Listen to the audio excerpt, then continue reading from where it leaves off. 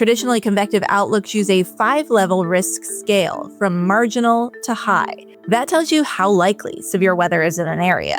That part's not going away. But there is one part that could be confusing. When you looked at the individual threats like tornado, hail, and wind, you probably noticed those hatched areas, those shaded zones showing where significant severe weather was possible, but they didn't really explain how intense that severe weather could be.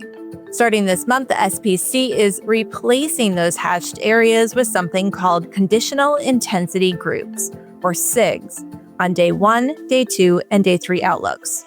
So instead of just showing where significant severe weather might happen, the new system gives you more information about how strong it could be if storms do develop. Here's how it works. SIG 1 means a lower-end significant event is possible. SIG 2 signals a moderate intensity threat. SIG 3 highlights areas where intense or potentially violent storms are more likely. These categories appear directly on the Outlook maps, making it easier to quickly spot not just the risk area, but the potential severity within it. The goal is simple, to help you understand both where severe weather could occur and how impactful it might be, so you can make better decisions ahead of the storm. For the National Weather Desk, I'm meteorologist Emily Gracie.